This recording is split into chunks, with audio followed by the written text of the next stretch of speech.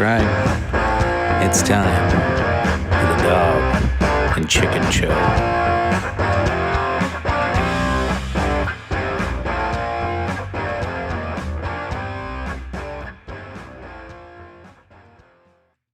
Welcome back, ladies and gentlemen. This is episode 39. It is March 1st. We survived the February, booze-free February, the challenge and the fitness fun we had. I'm excited to be able to have a podcast where we can drink again. Tony, thoughts? Yeah. We're funnier when we're drunk. That's for sure. I don't know if we're ever funny, but at least we think we're funny when we're drunk. I guess we're fucking hysterical. We're fucking hysterical. Don't ever second guess yourself. Aw, that warms my heart, T. I appreciate that. Good. How'd February? For. Yeah, how'd February go for you? Did you learn anything about yourself? Was it easy? February was it hard? It was fucking terrible. It was fucking horrible. The booze was not a problem. Honestly, it went right by. It was not a problem. She worked a lot, so it's not like I had a lot of opportunity out of the house to drink it up anyway. So it was kind of the perfect month to do it, even with February being a day longer. Oh, no. No, booze wasn't a problem. It was pretty much everything else. The thing that really pisses me off about it was I was doing so great. We had this 30 day, all February doing a fitness challenge where we would do X amount of push-ups, sit-ups, plank, squats, burpees, and I was doing so great with it. The 1st through the 22nd, I was fucking crushing it. I never missed a single day. I was killing it. And about the night of the 22nd, which was my twin's second birthday, I started feeling like garbage. Knocked it out that day. The next day, it was a Sunday, the 23rd. As the day went on, I wasn't feeling. I'm like, I'll get to it later. And then by that night, I could not have felt physically more ill. I felt horrible. That next morning, I called in. I'm like, oh, there's no way. I feel awful. This is terrible. I was off all day Monday, and then we assumed I had strep because my 4-year-old had strep the day before. We took him up, got him strep meds, got him his whatever for that, and then we assumed I had it. We had a little bit of amoxicillin left over, so I took that. And then she's like, well, you better go up there and see, because all day Monday I'm off, and then it wasn't any better that night. So I go up myself Monday night and I get checked out. Oh yeah, you got influenza A. So, okay, great. So that doesn't mean just treating me. That means treating me, the wife, and all 3 kids with that Tamiflu, whatever. So they gave me a prescription for that. Oh boy. It already sounds terrible. Walgreens. The whole thing sounds terrible already. Oh yeah, it's fucking awful. So I go to Walgreens. Insurance is going to cover a little bit for this one, a little bit for this one, some of it for this, and none of it for you or one of us. Like, okay, whatever, fine. Insurance is what insurance is. Thanks, Obama. Yeah, thanks, Obama. And when I say thanks, Obama, and people roll their eyes about it, this is what I'm talking about. For 5 people, $489. For $489 fucking dollars for a dozen pills for me, a dozen pills for her, and then liquid shit for the kids. 400, just shy of 500. This is with discounts. So it would have been like almost $1,000 without this. I could not fucking believe how much this cost. So I just got done taking mine like yesterday. I still have a little bit of gunk here, but other than that, I'm feeling pretty good now. But yeah, that last week of February, I'm really disappointed. I was crushing it on the workout stuff. Just bad way to end the month. We're doing great. I feel you. I started off, I'd say the first 14 days were my strongest. Once again, I probably agree with you. The drinking thing, surprisingly for me, for those that don't know, I drink a lot and I drink often. But the first 14 days, I was like, wow, it wasn't that hard. Like, yeah, I really didn't notice a difference. I kind of had that little thought in the back of my head of like, hey, if I go no booze for a long time, I'm going to feel fucking great. No, I felt like me. I just felt normal. But then started doing more workouts, and that's what makes you start feeling better. The more I was doing workouts, and then I started getting addicted to it, and I was doing great. But yeah, I think I hit a wall probably around like it was the week after the 14th. It was after Valentine's. I had like meetings, and then I had to I was driving so much. I had meetings all the time, and it was just so hard to find time to do anything, let alone work out. And I had so much work to do. It was tough. It was really tough there that last 2 weeks to find time. And yesterday I was fired up. I'm like, I'm gonna jump in because I'm looking at the screen here. So the way we ended the month on this fitness challenge is I killed Tony in miles traveled. Apparently, miles. You crushed me by like 44 miles. Yeah, you had like 44 miles more than me. But yet you're ahead of me by like 30,000 steps. I don't know how that, I get them like 6 inches taller than you, but 6 inches taller doesn't equate to that many more miles. I don't fucking get that. So I think you can basically cut both of those down a little bit, and we're probably a lot closer than those two scores would indicate. Yeah, I don't know. I think so. That was very weird. But that started right away out of the bat. I was way ahead on miles. I'm like, I don't know how that works. And then eventually it blew up like that. But the same thing happened with you on the active minutes. So the way Fitbit tracks active minutes is if your heart rate's, I think it's a 110, and you have to have it for 10 minutes straight, and then it counts those 10 minutes, and every consecutive minute after that you're at 110 beats per minute. Now, I have a pretty, it's not super low. I got a pretty normal resting heart rate in the mid 50s, high 50s. But I don't know what yours is, Tony, but you told me you were sitting down, you were at 83. I'm worried about your heart, bud. Right this second, I'm sitting here, I'm at 91, according to the Fitbit. That's crazy. And so no wonder you crushed me on that one. I am 1,357 active minutes behind you, which means you would have to do, when I figured it up, you're close to 100 to 150 active minutes a day. That's like hard workout over 110 beats per minute consecutively a day, to where I'm at 1,400.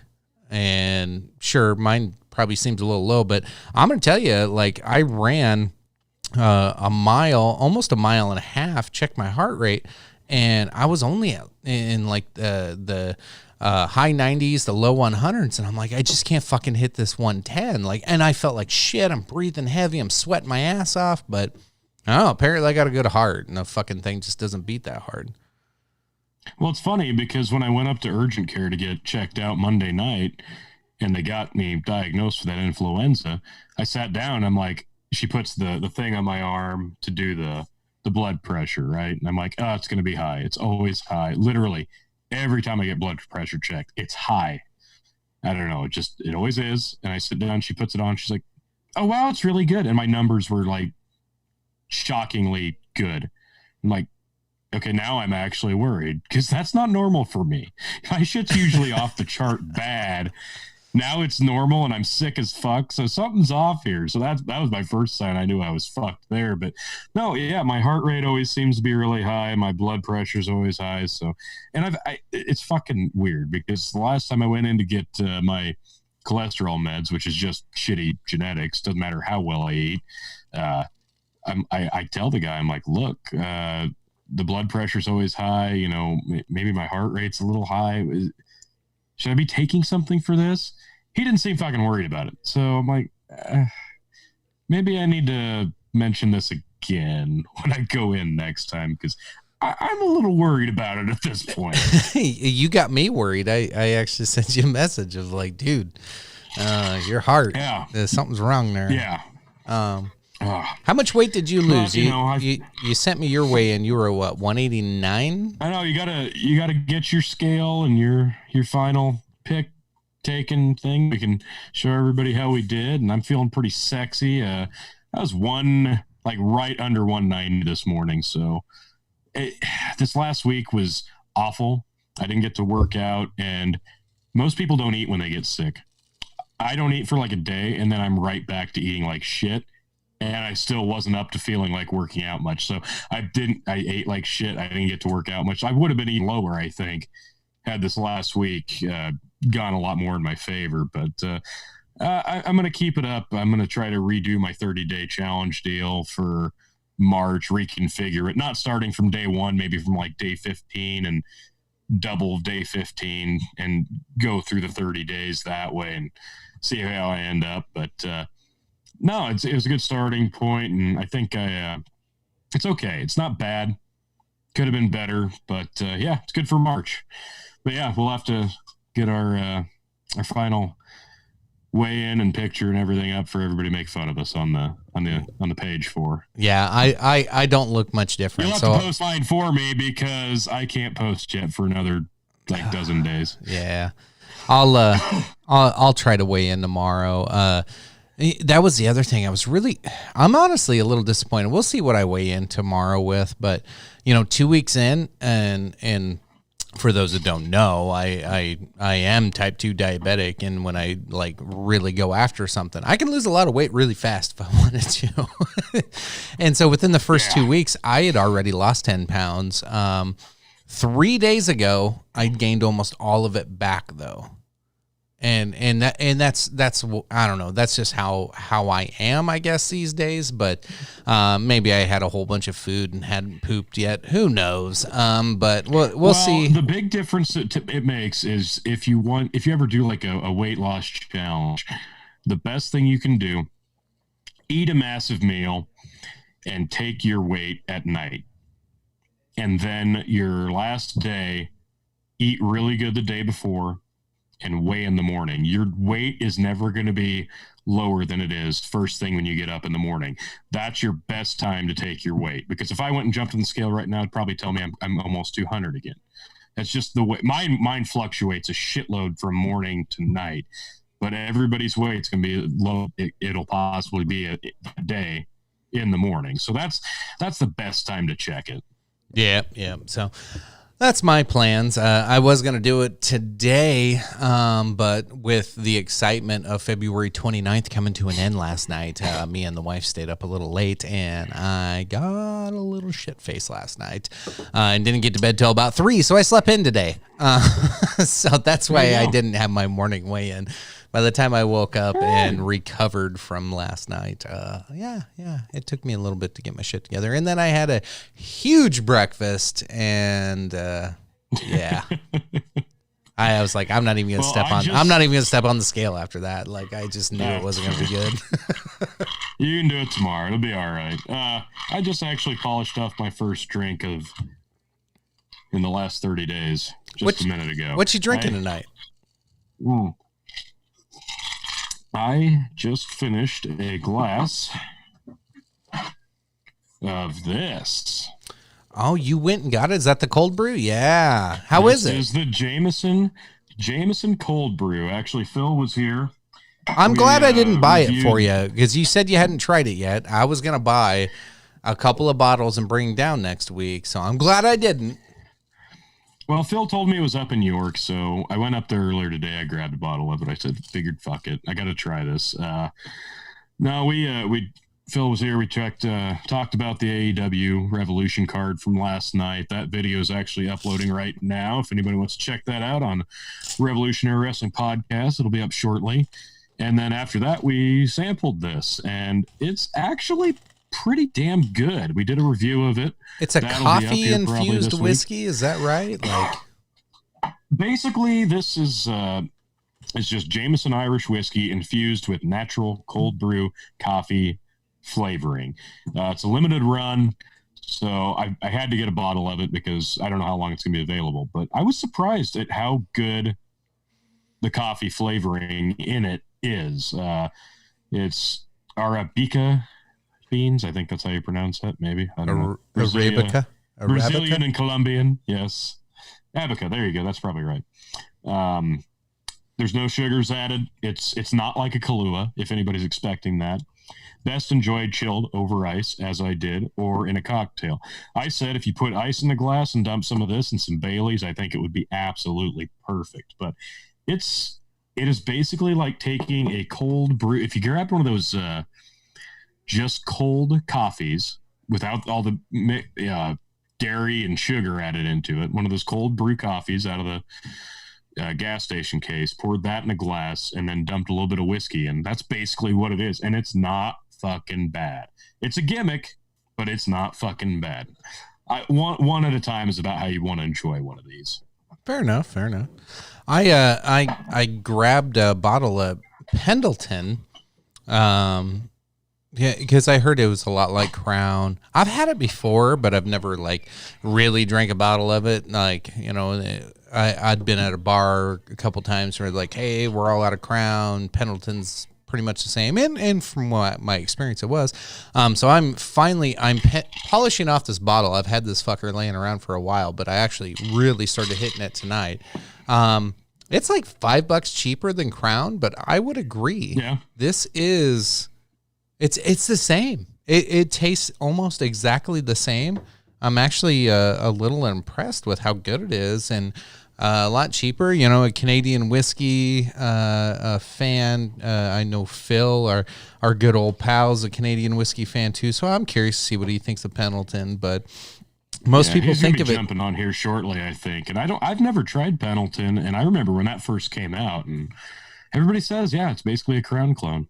Yeah, and honestly, it is pretty good. So, finishing that off, and then as you can tell by the title, we're going to be talking about coronavirus. So the rest of the night, I'll be drinking Corona. I will be drinking another probably whiskey behind me, but I did wear my Corona shirt for the occasion. See, we're festive on this shit, man. We got this down. You know what? I think it's only right. Just a little bit. What you got there? Can't see. That is just my Husker decanter with Jameson 18 inside of it. Oh, beautiful. So, got to have a little splash of that to rechristen my foray back into the land of alcohol. Absolutely. Those of you who have not had Jameson 18. Have you ever had Jameson 18? I have not. I have not had the pleasure. All right. Well, when you do come down, you are going to have a snort of this because it's magical. This is the best Irish whiskey I've ever had. The nose is not perfect. It's a little meaty on the nose, but how flavor, is whiskey meaty? Please explain. I'll tell you the same thing. The nose of all the Jameson line is surprisingly different for each one, but they all have a similar taste. This is just a super duper clean version of regular Jameson, obviously aged much longer. It's so smooth, so crisp, but the nose leaves a little bit to be desired, but it makes for it in taste. Gotcha. Okay. Oh my God. I did make some purchases while I was unable to drink.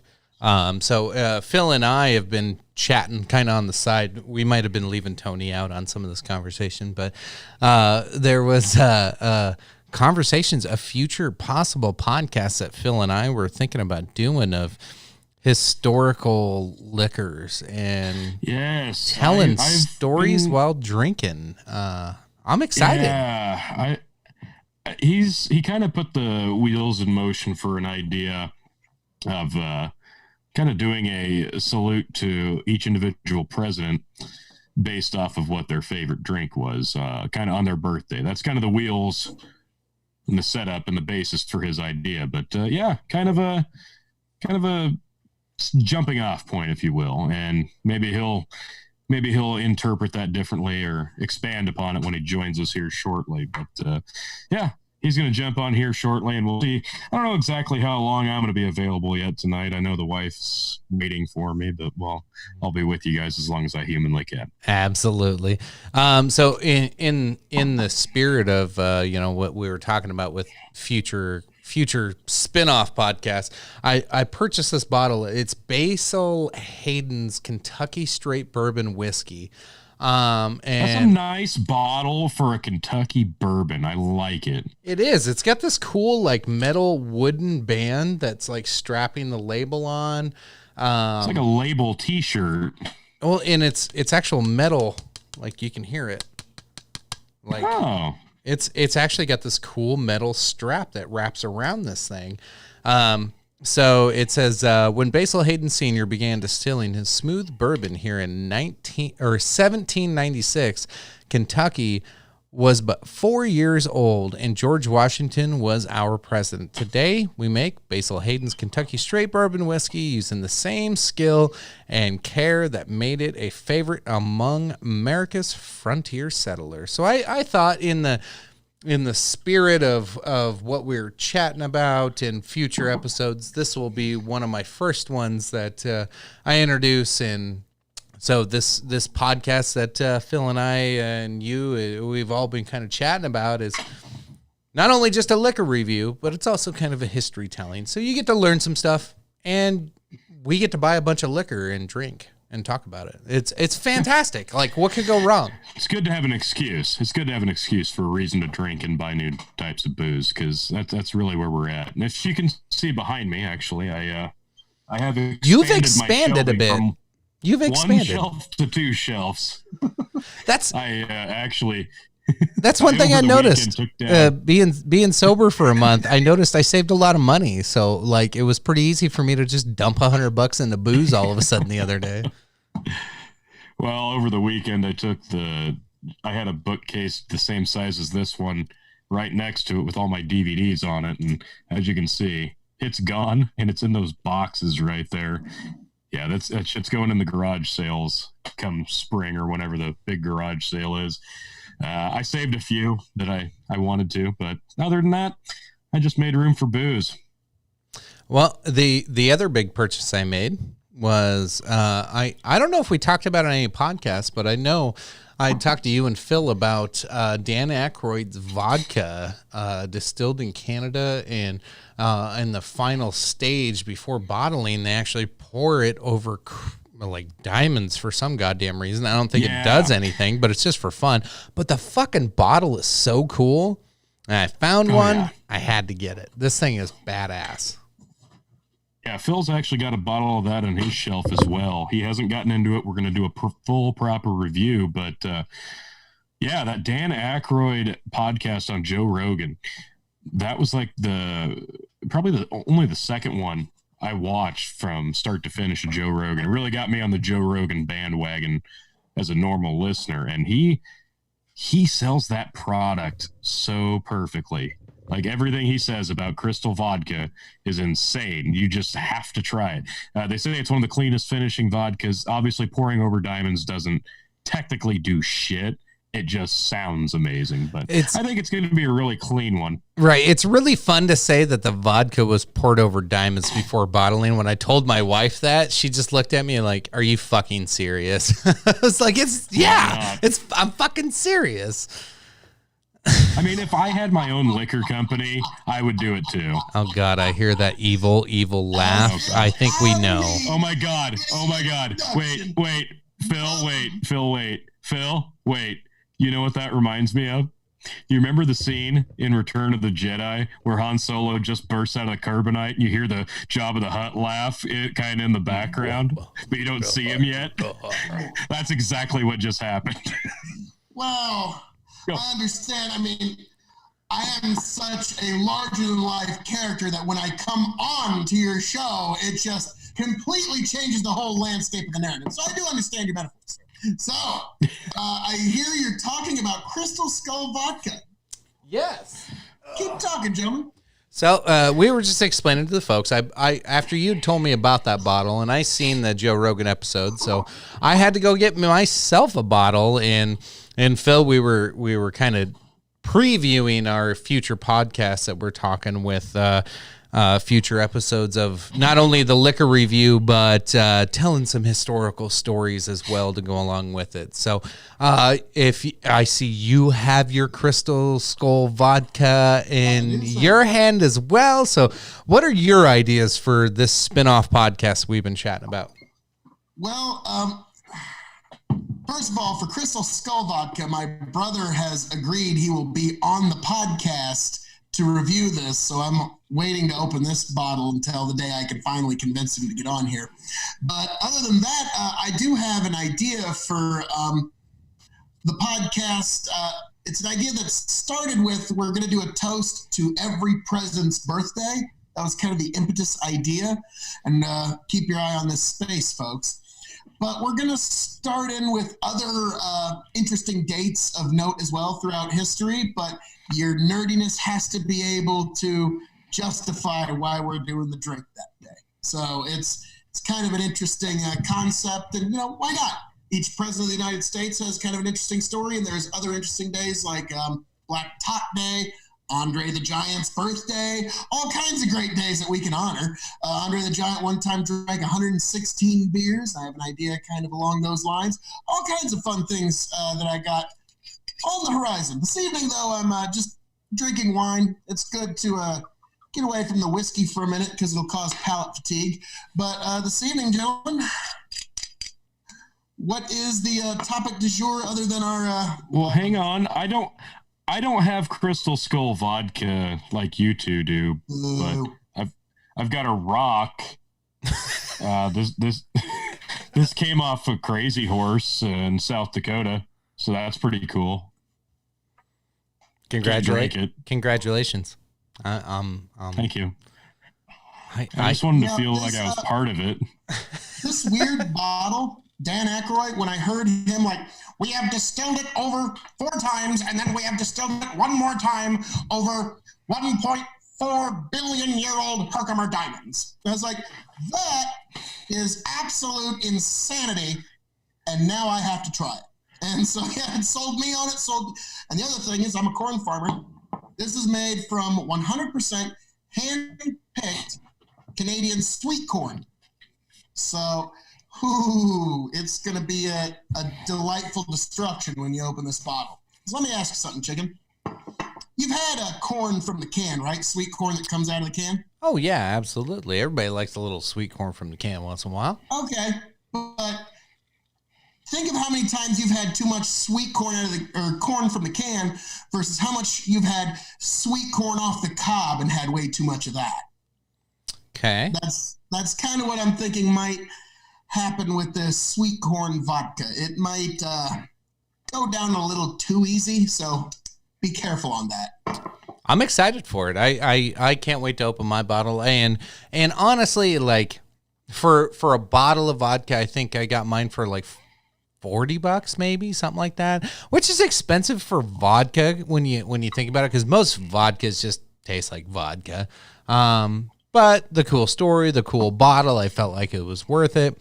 But now, like, most bottles of whiskey I buy are at least $30 or more, usually upwards of 60. So if I pop this one open and drink it, I'm not going to feel that bad because I can just go buy another one and just leave it unopened. So I'm not too afraid to open it.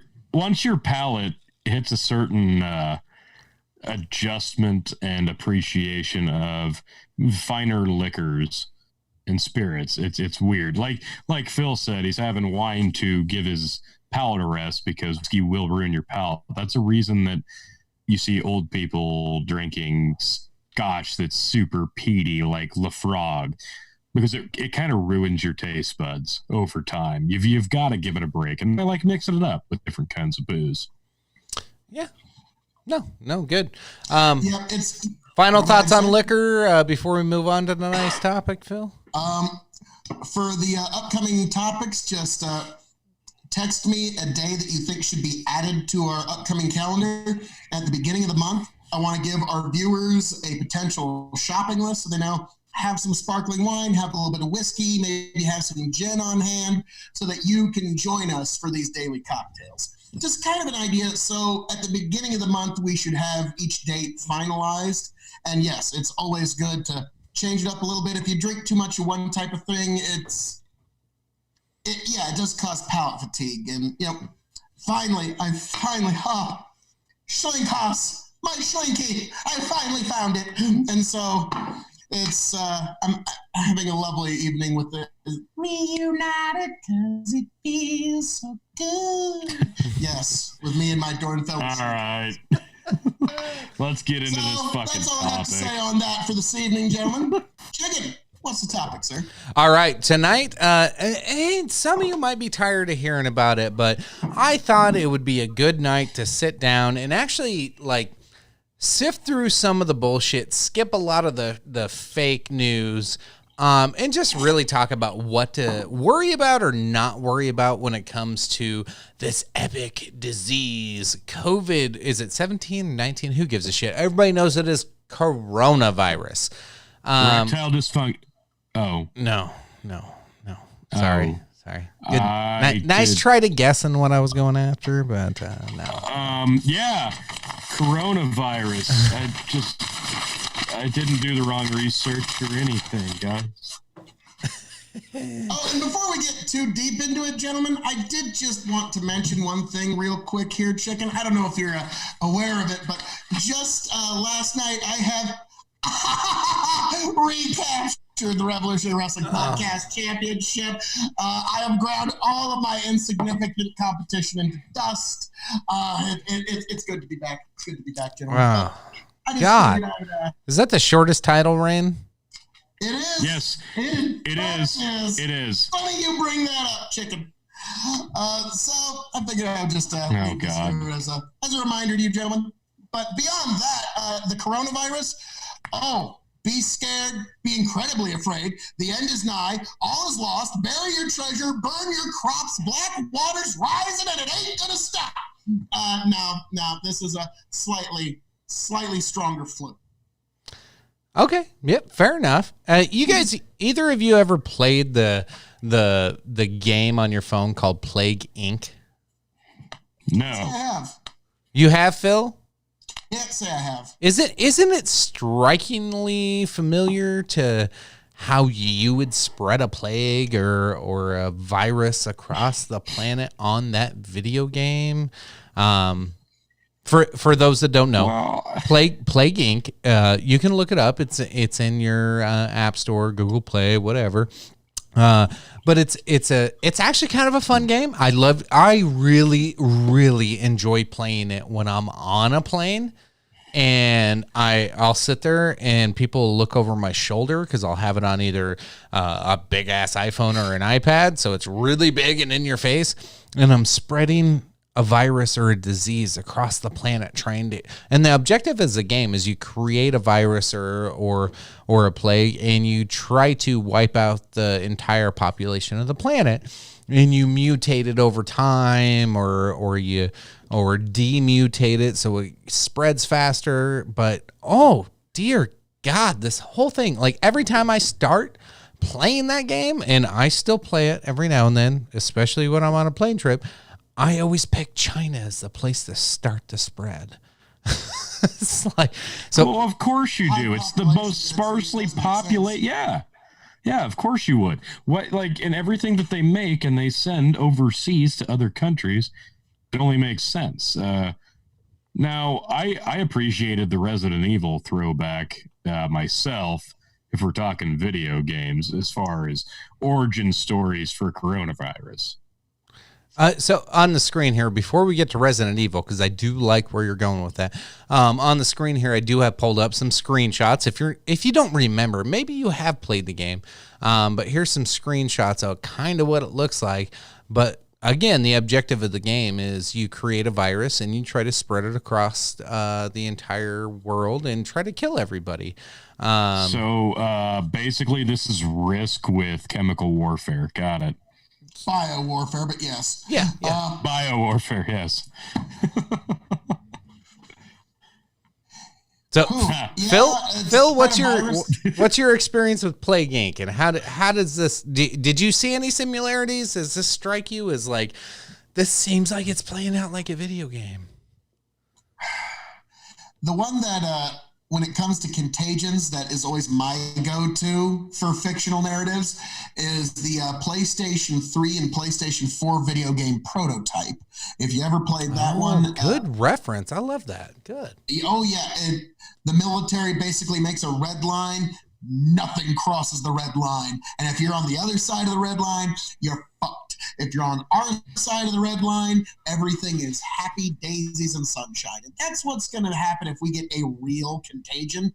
There's going to be a red line drawn somewhere in the planet, and just pray you're on the daisy side of it, because you're going to have motherfuckers with ice water in their veins stopping anybody trying to cross the red line if they think that's the contagion area. Holy shit. I don't think coronavirus is going to be that particular virus. Wait, stop there. Go back up. Okay, right there. We touched on the Umbrella Corporation similarities a few weeks ago on our Super Drunk podcast, but I just am now seeing this on the screen for the first time. Chicken, there's an image that says Corona with the letters reconfigured into raccoon, as in Raccoon City from Resident Evil. Oh my God, this is ridiculous. Wow, that's beautiful. This is why I love Reddit and the internet, for the amount of batshit insane map conspiracy theories that get pointed out on a daily basis. God bless all you crazy fucking people. It's incredible. It really is. Like, so in all seriousness, connected. Oh my God, it's beautiful. In all seriousness, like, there's so many conspiracy theories behind it. So it is just put those aside. Put those aside for a minute. You know, get rid of the Raccoon City and get rid of the Plague Inc. talk. Let's just talk brass tacks of an actual virus. The coronavirus. What's special about it, and why are people worrying about it compared to other ones? Because so real quick, if you didn't know, the coronavirus is not the actual name of it. That's why they named it. It's Jesus, I keep forgetting if it's COVID-19 or 17. Like, I don't know if it really fucking matters, but the coronavirus is a description of a strain of viruses similar to SARS and some of these other ones, the swine flu, other viruses that we've been freaked out about in the past. Sure. But those, honestly, like, we kind of we're like, really? Another one? Like bird flu? Pig flu? Like, how many fucking weird fucking flus are you gonna make up that I'm supposed to worry about? Now we have one that is actually gaining ground. So I have the numbers pulled up, but, you know, just China alone has over 80,000 people infected, which, you know, okay, sure, China has a fuck ton of people. 80,000's nothing. But it has spread to a shitload, probably half of the world now. And today, or earlier this morning, they announced the first U.S. death. And then 5 minutes before we started recording, I saw we had the second U.S. fatality. So 2 fatalities now in the U.S. So that is significant. Like, it honestly is spreading, and it has a higher mortality rate. Not a crazy high, but it is spreading. What have you two learned about it? Tony, I'll start with you. Like, what have you learned? Is there anything you're worried about? Like, what have you learned about it? What do you think people should look into or be prepared with? Honestly, I've been pretty hands off as far as this one goes, because unlike most people, like, you see something like this and it's easy to allow yourself to get freaked out by it, because the media absolutely is taking this and blowing it up into being the next plague. Even memers, down from the media to the fucking meme lords online, are hyping this up to be the next plague.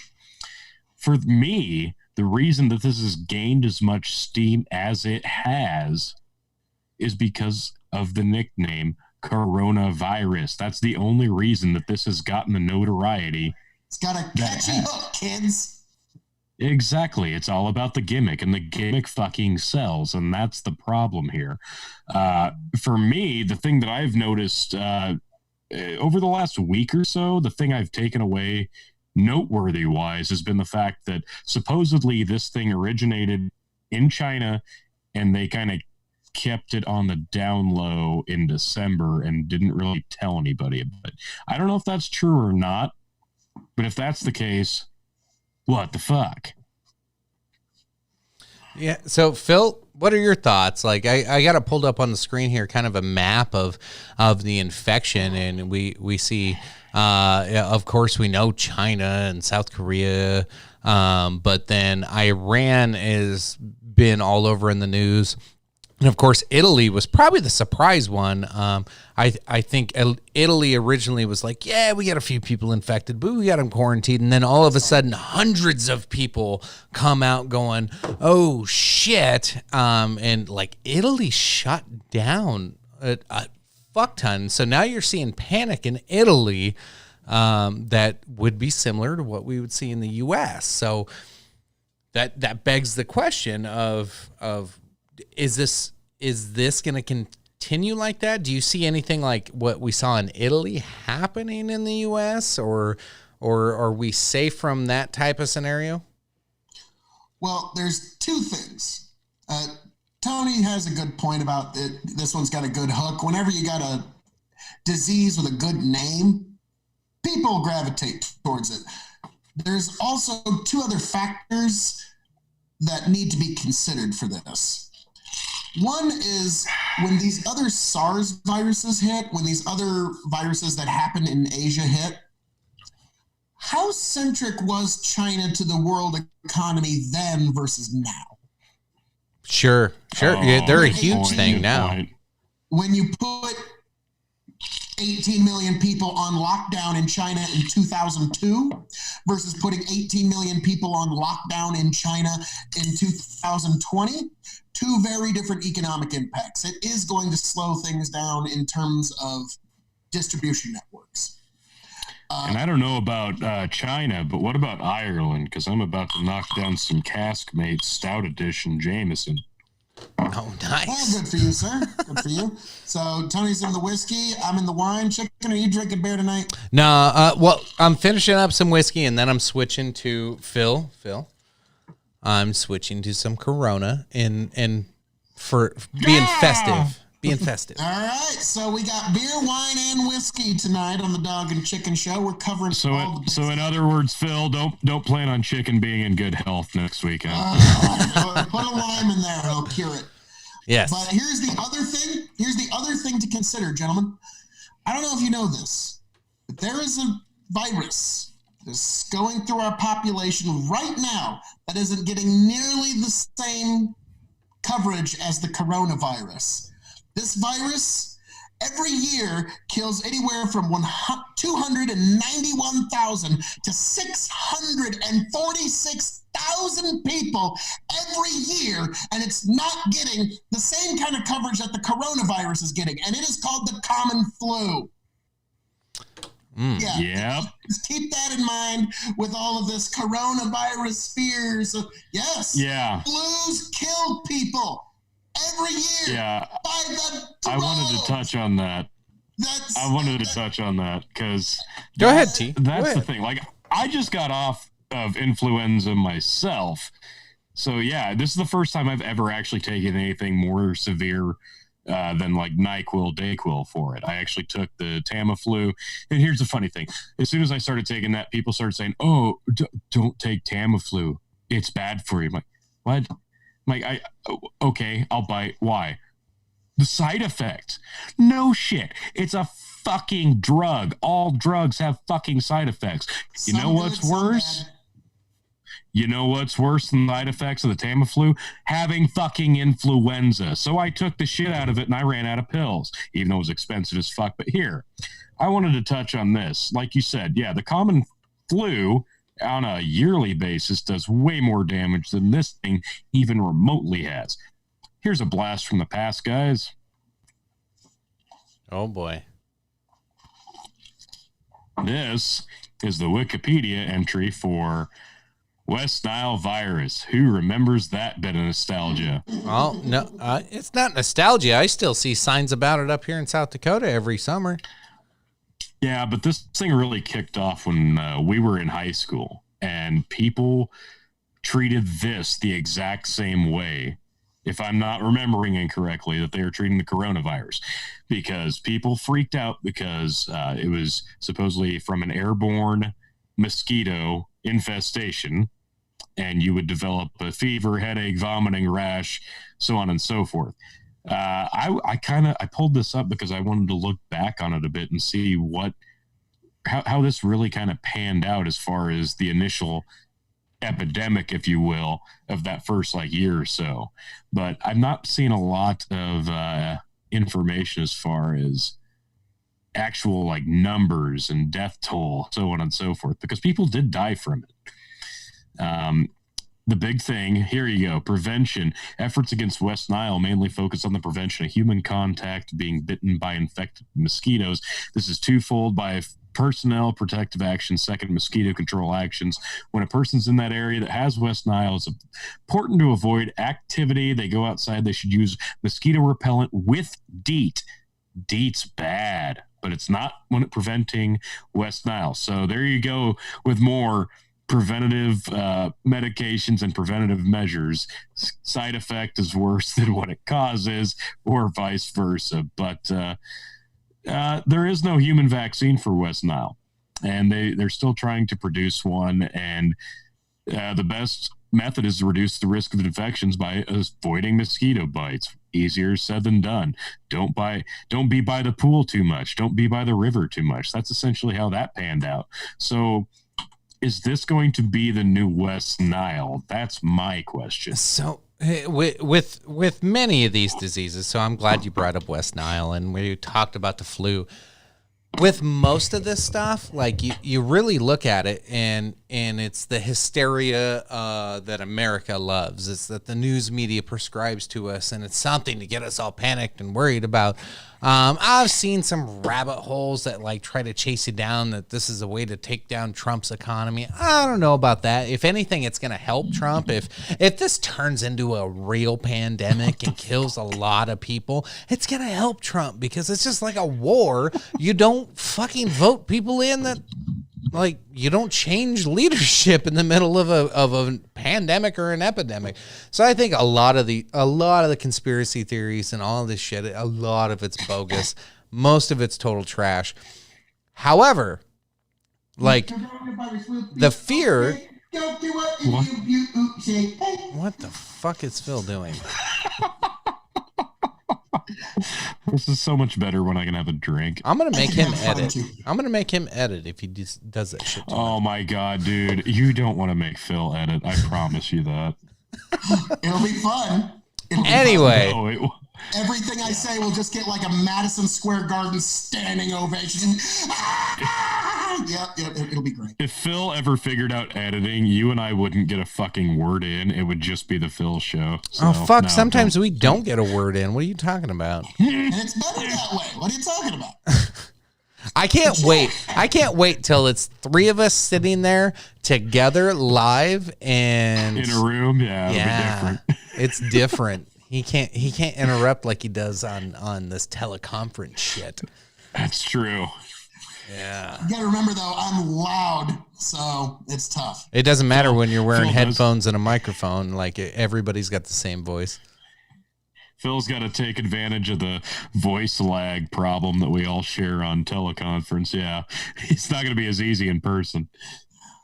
This will be fun. But so anyways, gentlemen, I really think coronavirus is just another cooked up controversy. I mean, yes, it's going to be bad and it's going to be harmful to the people that get it, but it's not going to be any different than, say, SARS or anything else from the past. It'll be bad, but I don't think it's going to be like the Spanish flu pandemic.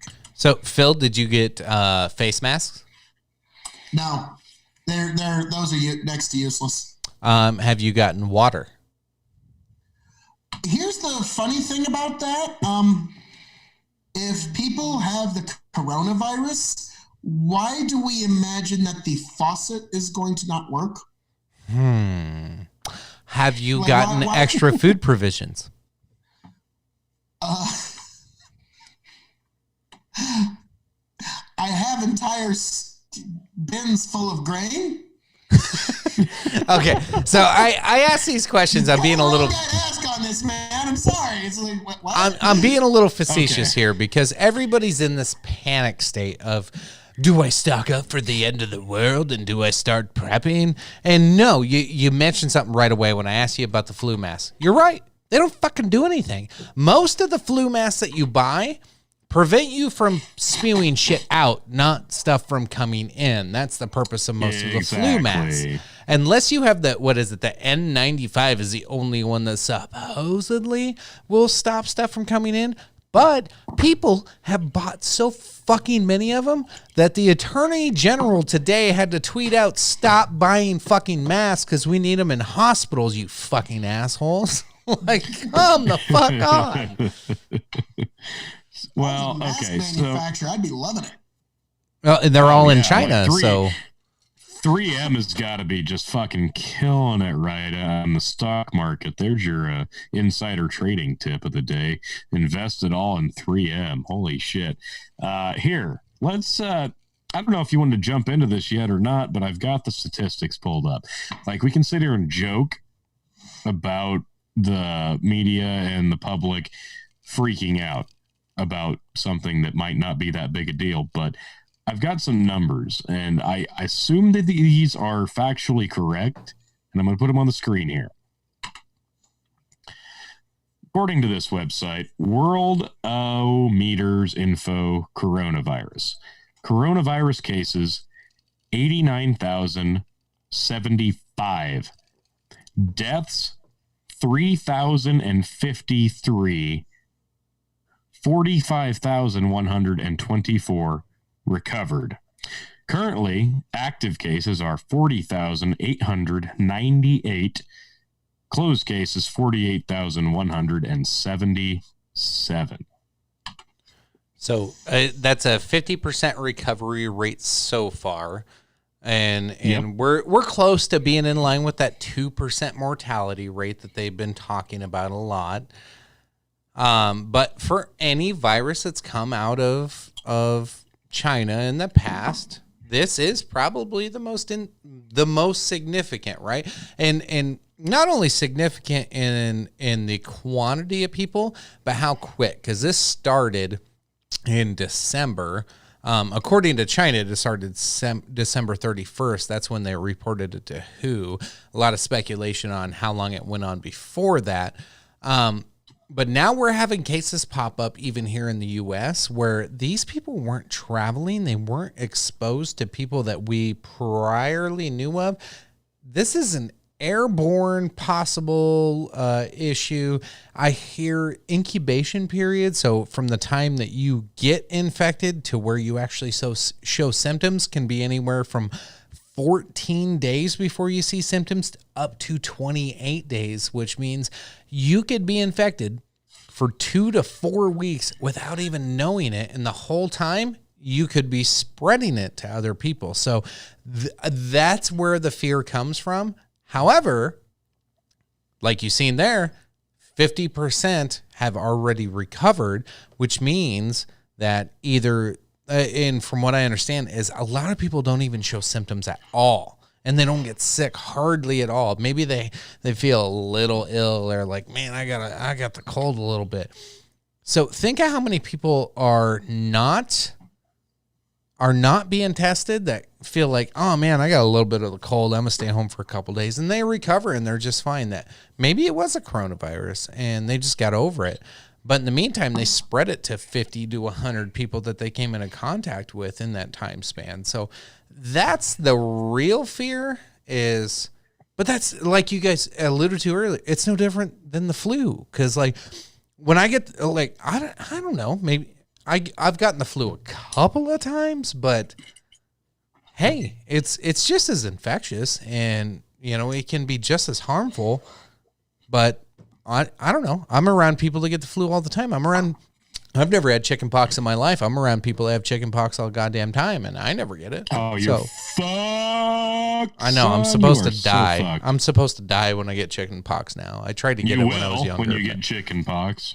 Yeah. That's why they call me chicken. No. Right? No, I don't know. That's the thing, though. Like everybody's antibodies are different, and that's really what it comes down to. Like some people bounce back like that from something like this, and other people get hit deathly ill by something like this. The two deaths that we had were elderly people in a nursing home in Seattle.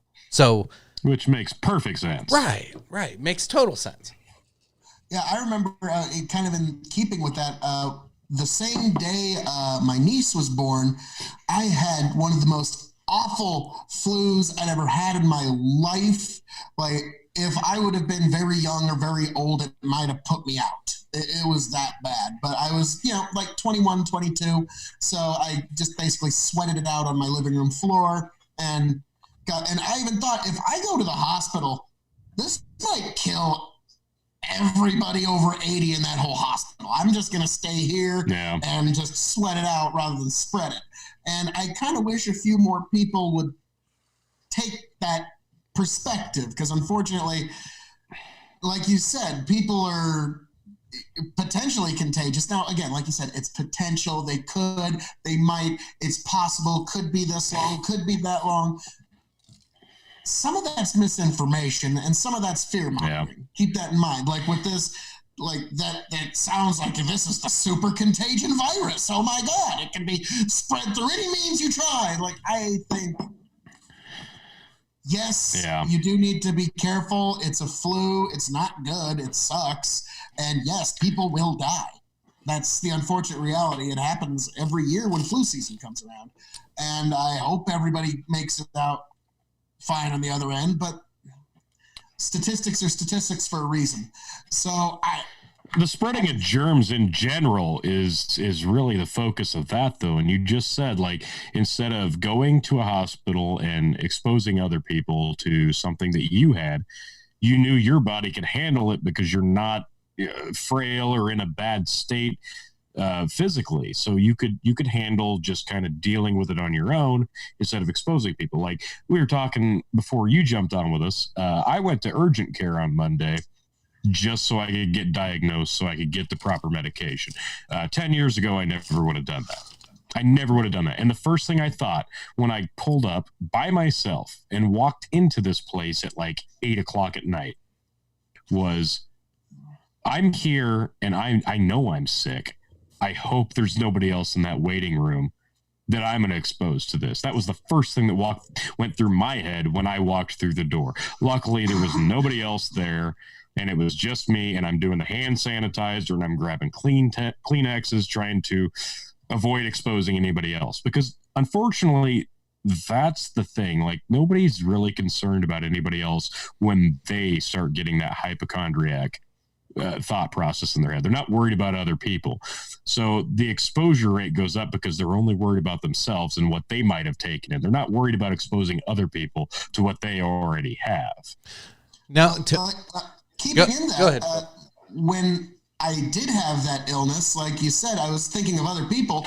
My newborn niece was in the very hospital I would have had to go to. So it would have exposed anybody there. It would have so I was thinking community minded, but I was also thinking like, God damn, any of the old folks that are there, this one could probably put them down. So I just, waited it out. But yeah, there was family concerns. I knew there was young children there. I knew there was elderly people there. So I just cut that one off there and just kind of, and I think, yes, this virus and many more would benefit from that.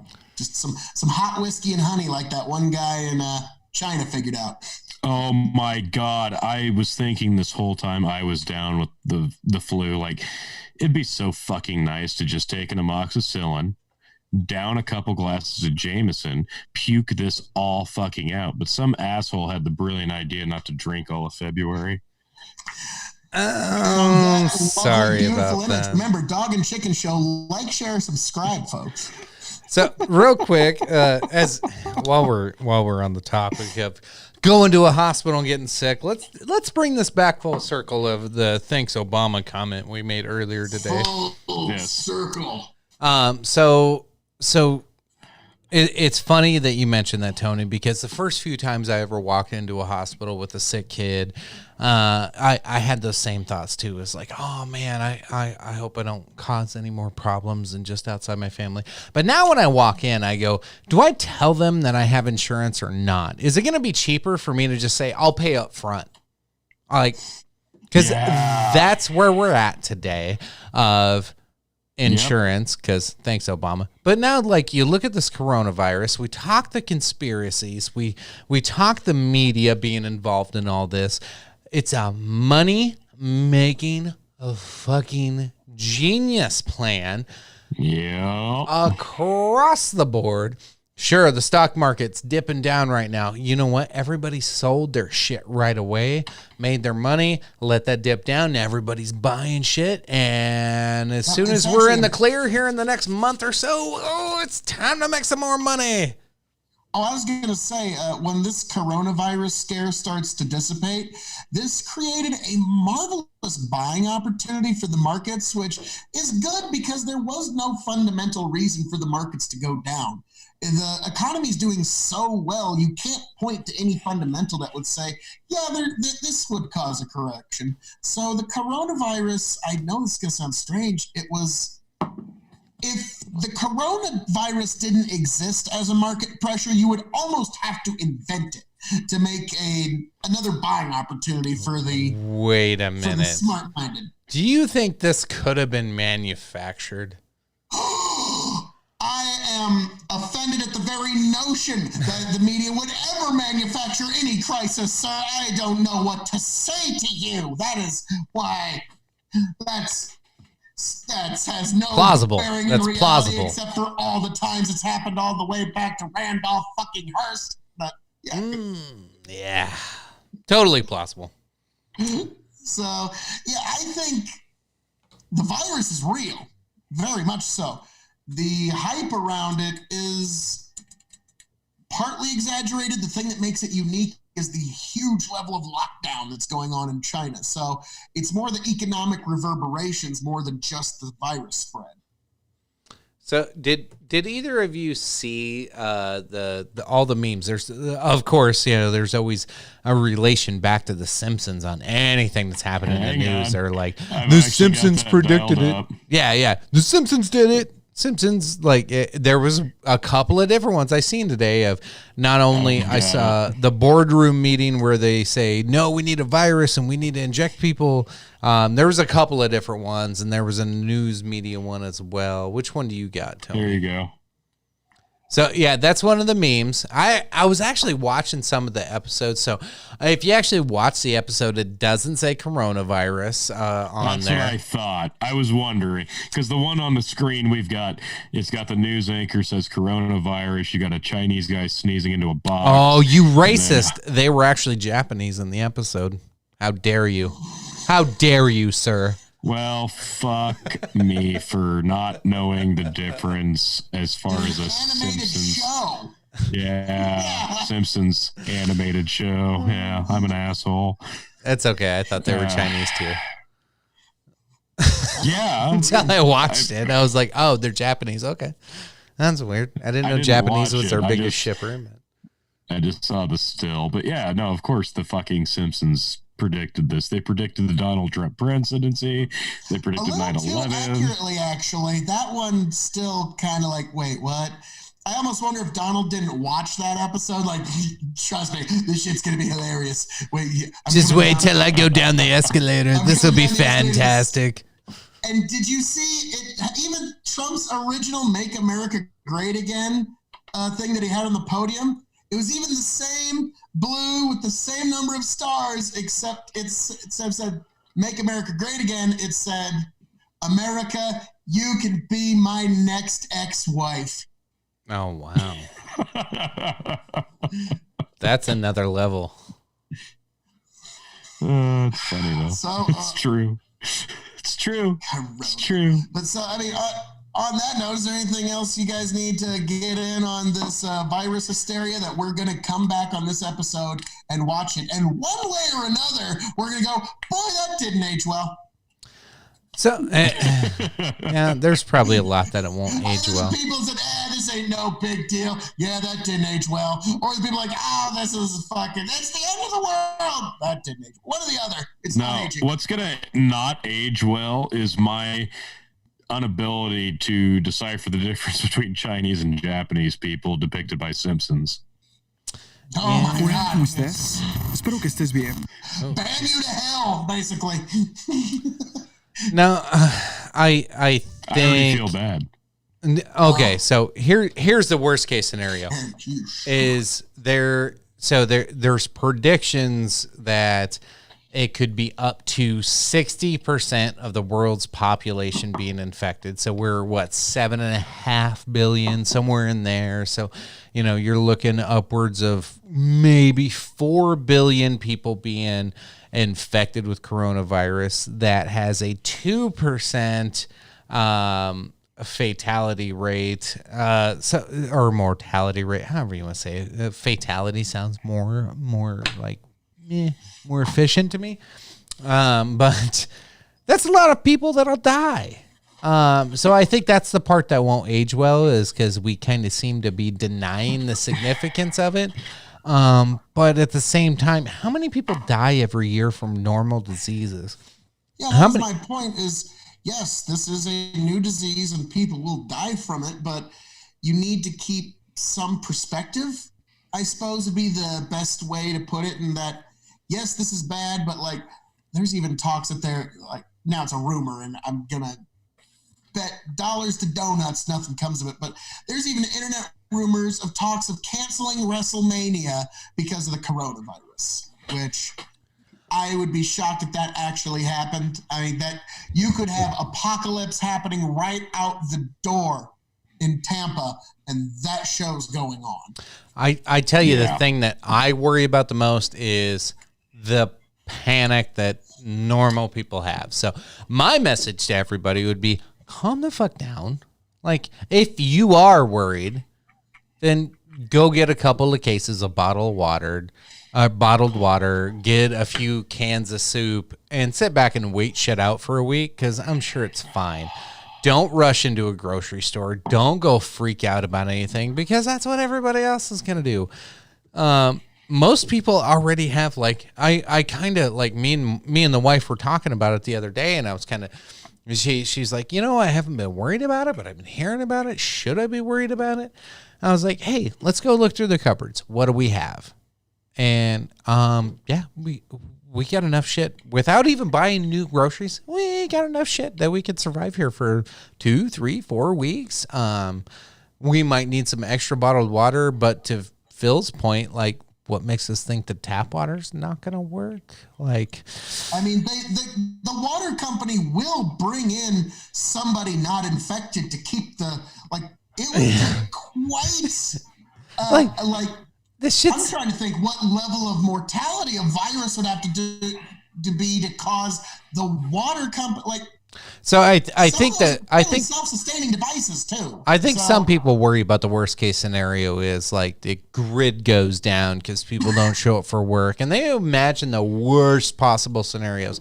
Most of the time, that's not going to be happening.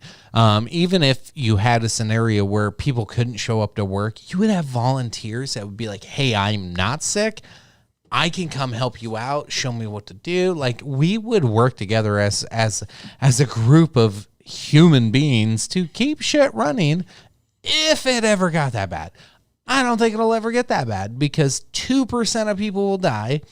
I'm guessing 4 to 5 others would get a little sick, but a majority, 50% that have shown to recover, are going to be just fine. They're going to show up to work and not even know they're fucking sick half the damn time. So it's going to be fine. Calm the fuck down, people. Now, in regards to would my personal backup plan for water? Oh my God. This is just for moi, but on a little chunk of ground my great-grandfather purchased a little ways after the Depression.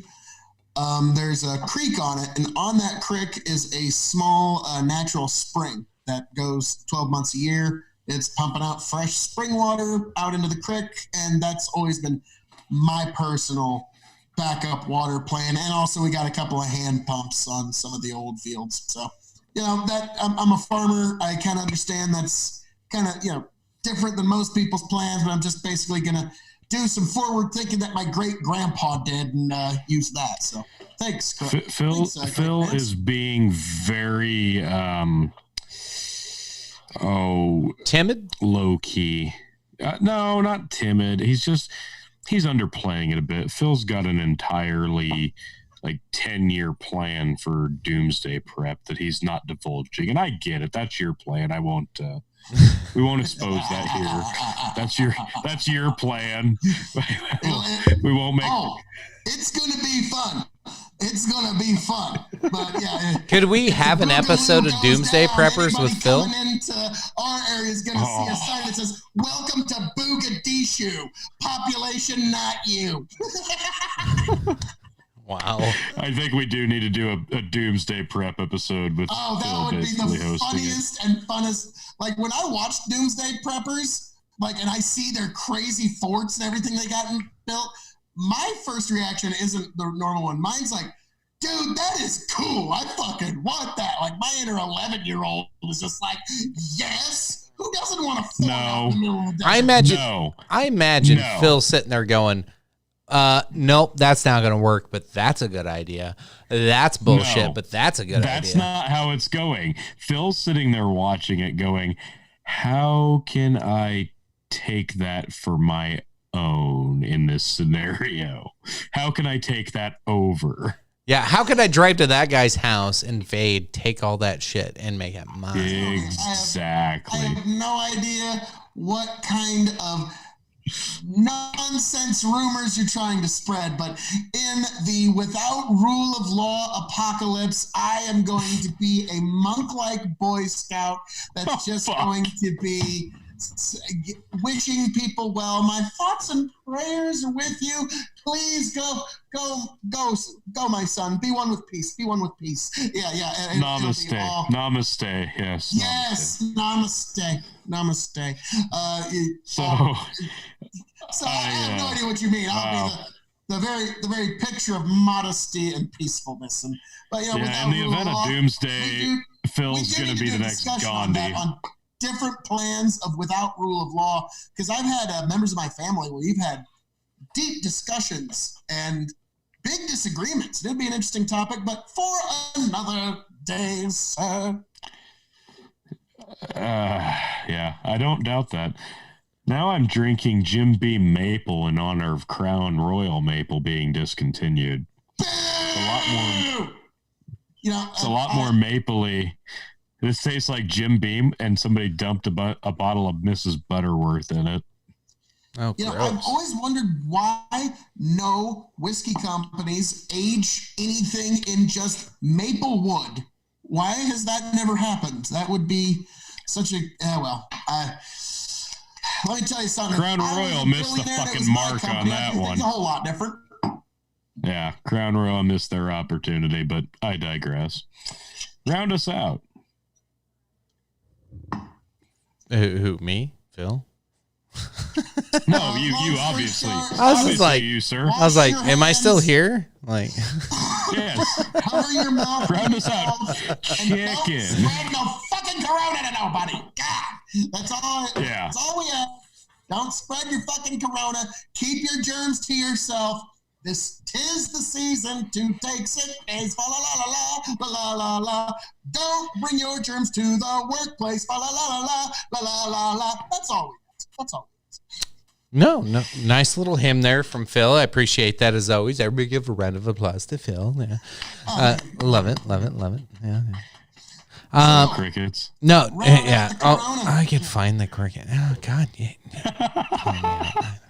Jesus. You should really label that shit. It is labeled, but it's way over here. I'm not done. So as you can see, I'm in the middle of redoing my basement. I'm still trying to reset all this up, and my dream is to have let me turn this fucking thing. So I got this little bitch over here. You can see my laptop here, but it's a reach over here.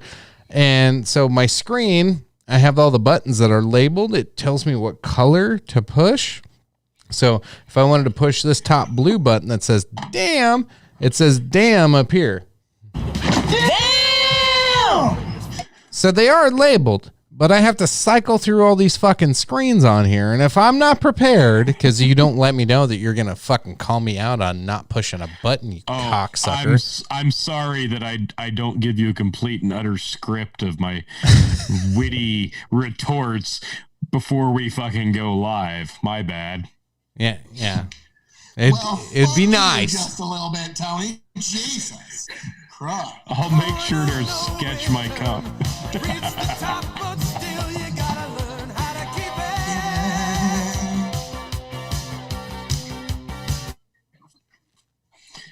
That always gets you. Fucking virus. Corona fucking virus. Yeah, I like it. Anyway, Excellent. Wrapping up the coronavirus. There's a little bit to be concerned about, but not that much more than usual. Sure, wash your hands. Keep people from sneezing on you. Don't sneeze on other people. If you feel sick, go to the doctor, get checked out. I get it. Obamacare fucked you over, and it's going to cost you a lot of money just to get a test for it. However, be vigilant, be safe, take care of yourself, make sure you take care of a fellow man. Don't panic. You don't have to go crazy. If you feel safer buying a few extra cases of water and a small supply of food, whatever, it's not going to hurt anybody. And guess what? You can eat it later. But if you just want to live your life unprepared and say, hey, let the pieces fall where they may, I have a feeling you're going to be just fine. Maybe I'm wrong. I will say on the final note on it, in the words of the Vulcan, live long and prosper. Now, moving right along, what is the next topic du jour of the evening, sir? So right. I wanted to touch on the death pool. Yes. We haven't Let's talked do about that. it. We did death pools across. I don't know, do you have do either of you have the list? Because I don't remember everybody I put. So I'm digging through it. I haven't transferred it to my computer yet, but I have it all on my phone here. You just need to get me a copy of them. I'll help keep up with this because I think we've only actually surprisingly gotten a couple deaths across all the lists. Yeah, like nobody's dying, which is surprising. So my cousin, or not my cousin, Jesus Christ, my niece Taylor, she has 7 points for Kirk Douglas. Otherwise, Wow. everybody on her list is still alive. So congratulations. I have 10 points because I picked Kirk Douglas. I believe I am It's a perfect list. I believe I'm the leader right now. Fuck all you people. I loved Kirk Douglas. He was fucking awesome. Yeah, but he was old as fuck, and I knew he was gonna die. He didn't even make my list. Got me in the fields. Don't even. No, I'm looking through. I don't think anybody on Patrick's list. No, he has no deaths that I can see so far. So 0 points are on Patrick right now. I'm looking at Phil's list. Can you go over my list? Just name them down so I remember. Sure, you had Prince Philip is your 10-pointer. RBG. What? RBG is your 9. David Rockefeller's 8. Epstein Selgard 1 and Epstein Selgard 2. Then number 5 is Queen Elizabeth. Then you put Epstein's girlfriend, which is Ghislaine Maxwell, of course. Then you have Jimmy Carter. Then I'm assuming this is a wrestler. You have Tekashi 6ix9ine. Tekashi. No, that's a rapper. The guy the Tekashi 6ix9ine, the rapper who ratted on everybody.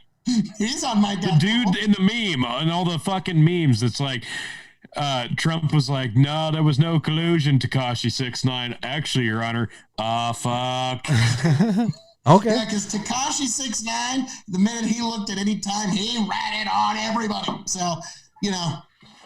So I'm out of touch Yeah. with today's rap. Apparently. So keep Me going. too. Keep going. I'm up with memes. I don't Then know any of his songs. then Phil's number 1 is Masaki Hatsumi. Masaka Hatsumi, the 34th Grandmaster of Toshitsugu Ninjutsu. All right. And Bernie Sanders, Keith Richards were your tiebreakers. I believe Richards is always a safety bet any year. I believe all of them are still alive, so no points on Phil right now. Bernie did get a fucking heart attack, though.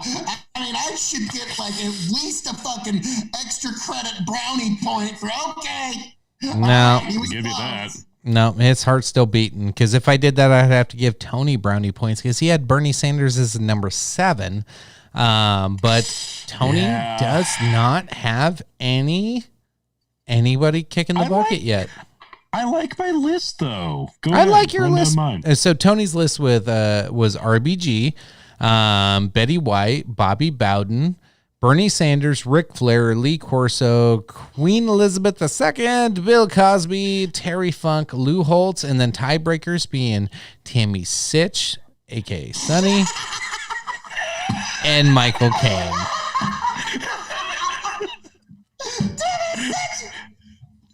I thought Phil would pop for that. Who was the other tiebreaker? Michael Caine. Okay. I thought Phil would pop for that. That was the main reason I wanted you to lead it. That's pretty funny. So Accurate. yeah. For those of you who don't know who Tammy Sitch is, she spent the last year in prison. She's better known under her WWF name of Sunny. She is crack whore extraordinaire. Allegedly. Allegedly. Yep, allegedly. Yeah, let's go with allegedly. Yep. We should. Makes the legal department a lot less expensive.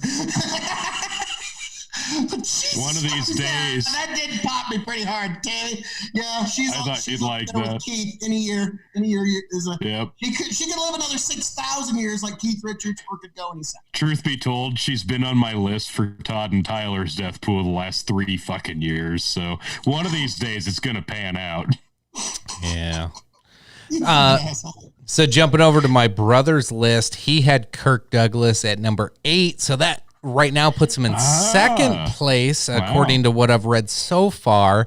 And I like my brother's list. He's got Alex Trebek as number 10.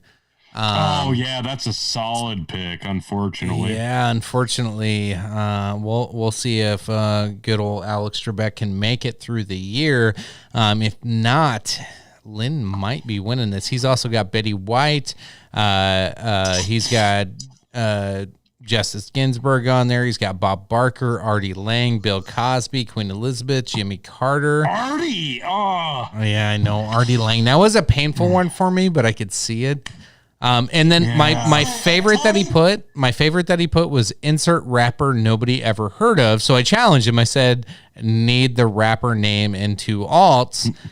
yeah. And said then he puts Lil Pump, and then he put alternates Sean Connery and Dan Aykroyd as his alternates. And Tony, just so you know, in regards to Ric Flair and Terry Funk, you shut your whore mouth. I know. It's not gonna feel good. It's not gonna feel good for me. I'm just saying.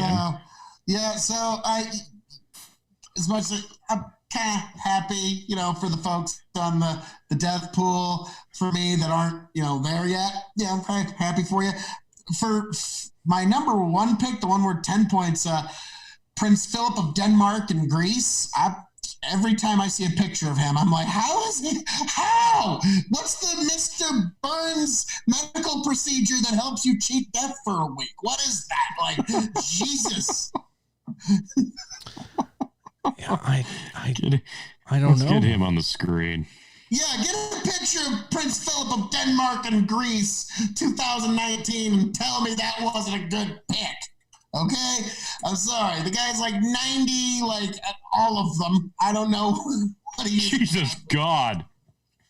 I mean, good looking dude. Good looking Put it dude. on screen. Is he? Put it on screen.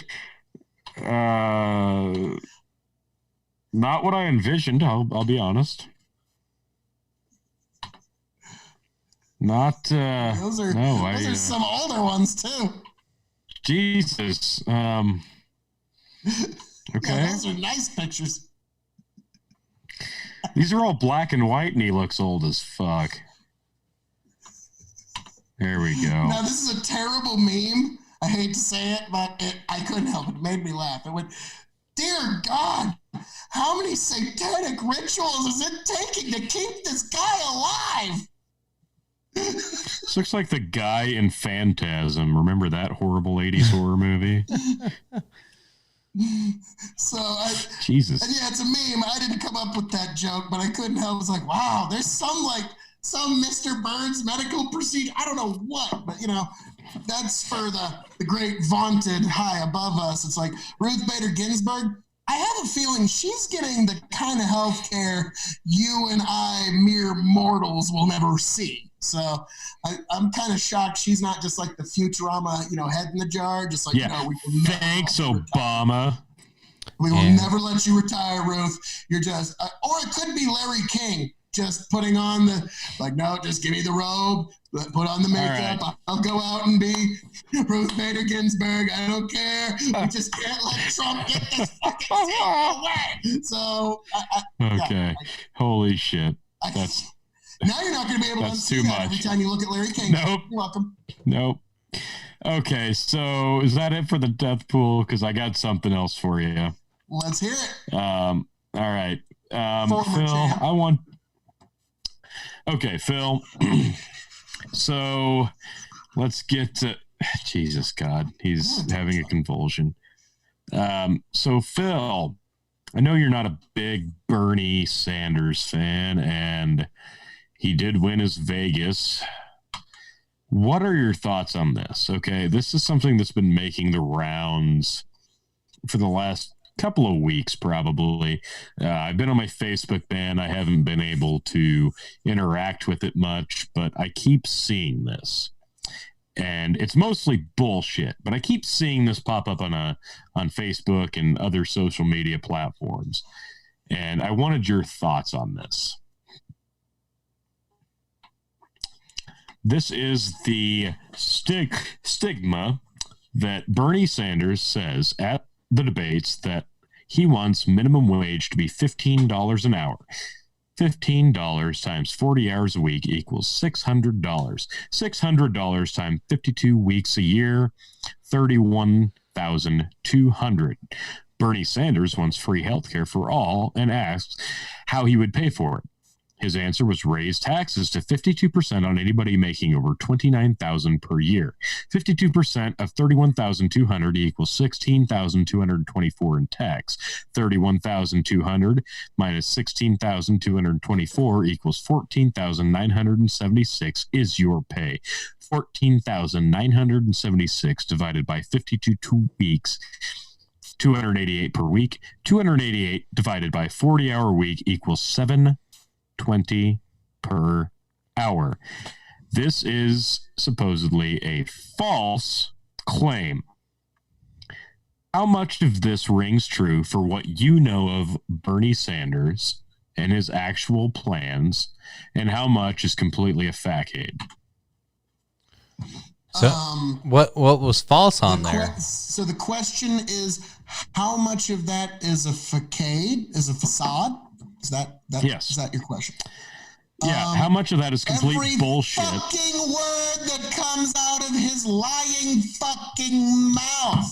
I'm sorry, that's how much. I'm sorry. Am I coming out a little too hard on one side? But as somebody that's been on both sides of the employment equation, I can tell you what his $15 an hour minimum wage will do is it will unemploy anyone whose job does not justify $15 an hour as a wage. For example, when the first minimum wage was implemented, there were people that would sweep floors for maybe like $1, $2 an hour, and that's all their job was to sweep floors. Now, this is back in the 70s, and $1 was actually worth a little more than it was today. And after minimum wage was engaged, those people were unemployed. You just added that labor to somebody else already on the job that was making that. And whenever you do these artificial price floors, all you do is unemploy anybody below that certain skill level. So And then the fact that he's going to raise taxes for everybody making over $29,000 fucking dollars a Is year. that Jesus. accurate? Oh, that's what you wanted to know. Yeah, that you can count on that. You can count on anybody making more than $15 a year getting their fucking taxes raised. That's the only way we're going But to be able the number, anybody making over 29,000. Oh, hold on, Tony. 52%. Tony, is this a trap that where it's actually 30,000? No, I'm specifically asking anybody making over 29,000 would be taxed 52%. Is that an actual number? So Snopes, real? I'm assuming what Snopes he's is saying saying. this is false and that he will not tax people that are making $29,000 at 52%, but I'm betting it's pretty fucking close. He did say that. Is that his actual plan? I don't know. Did he change it? I don't know. But that's what he fucking said. So what he said is that's what he said. But pull it up. Let's see what the truth is, because I bet it's pretty fucking close to that. And Snoops can go suck my dick. Here's an interesting back and forth. Buttigieg, or however you pronounce his name. By the way, Buttigieg. Buttigieg is down. Buttigieg. Yeah. Hey, we hardly knew ye. Buttigieg is out. Oh, sorry, Buttigieg. Well, gentlemen, let's all raise our very Yes, let's have a toast to Buttigieg. Cheese, wines, and Yeah. beers.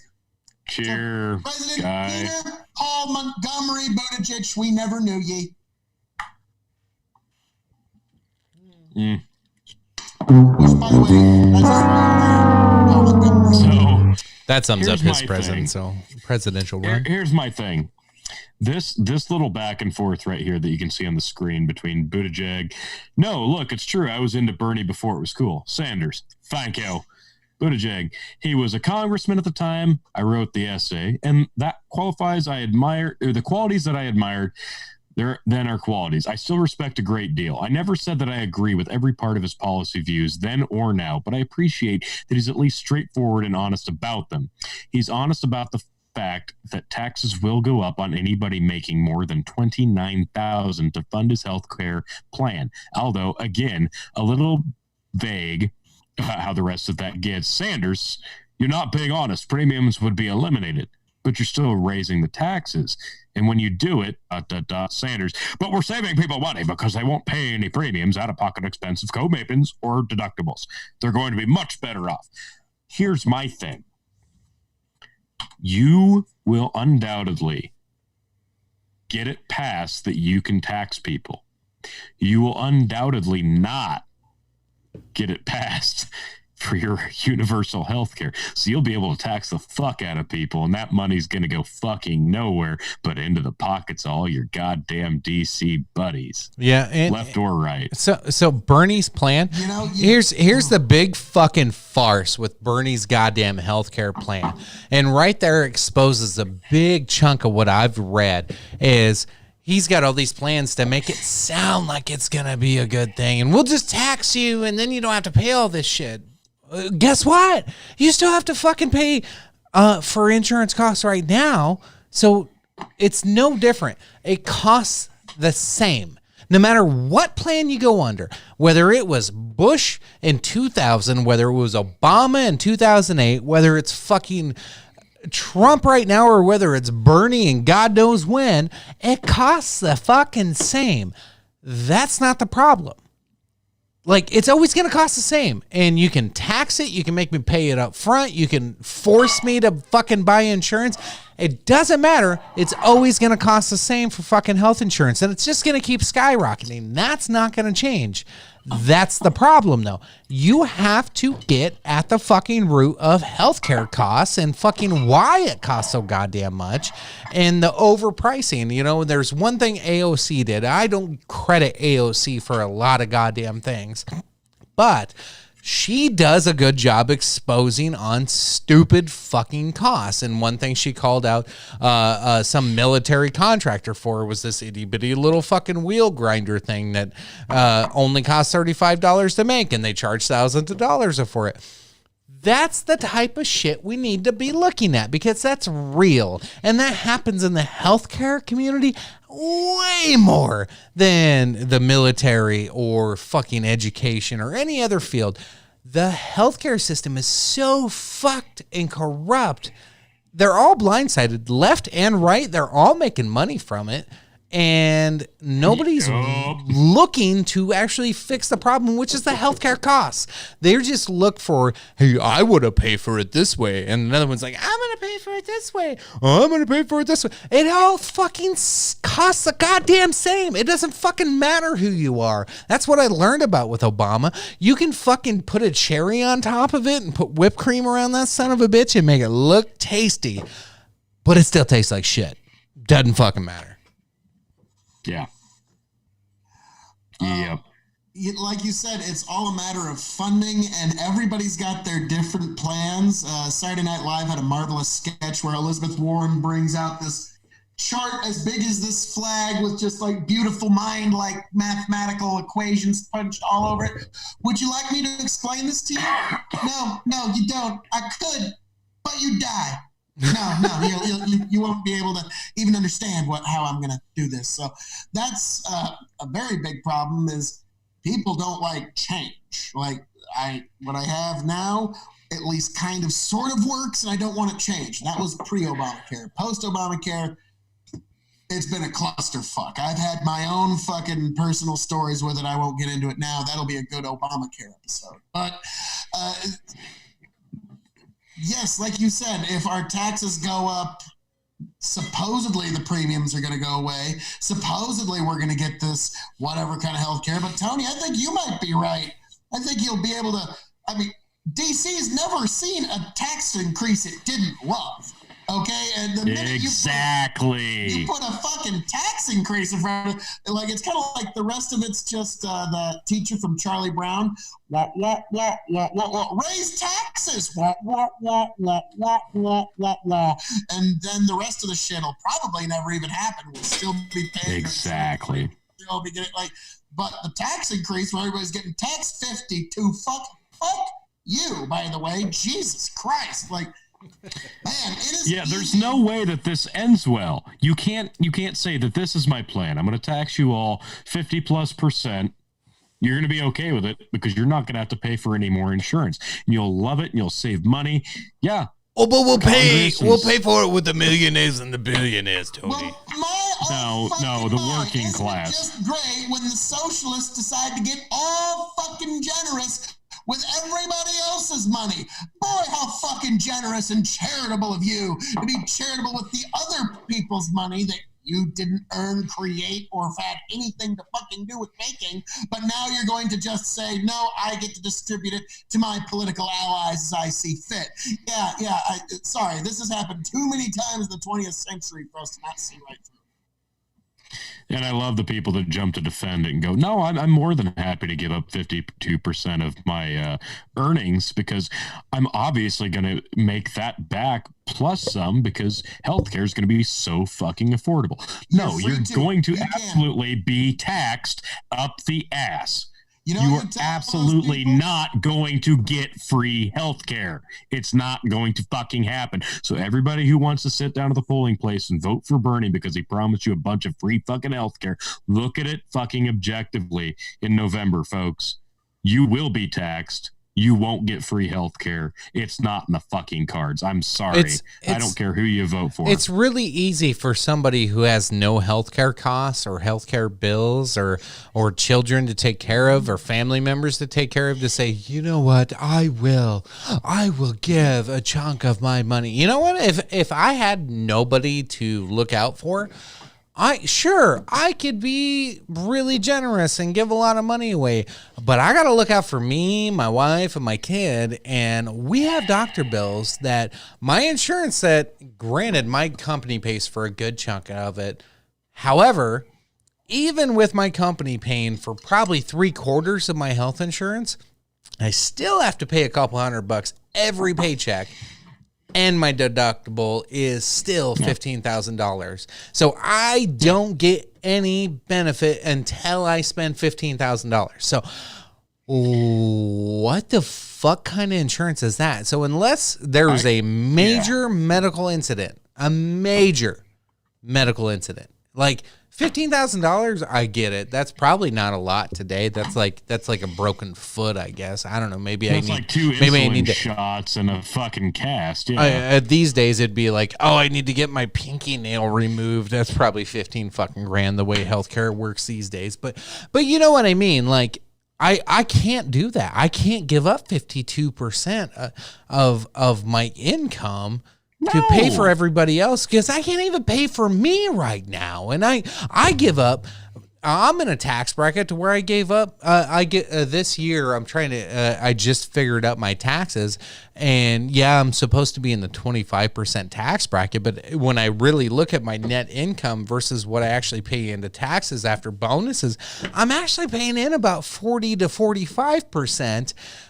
Before he it's only I don't want to give any more. You can afford that. Yeah, you can afford that. Yeah. Fuck yeah. Yeah, sure. Fuck it. Why not? Just take my whole fucking paycheck then. Fuck it. You know, when people say, well, I think I could be taxed a little more, I don't know if you're aware of this. You are free to donate as much as you like to your local, state, and federal treasuries as you see fit. Oh, if you think but you they need don't. to pay more, then you fucking lead by example.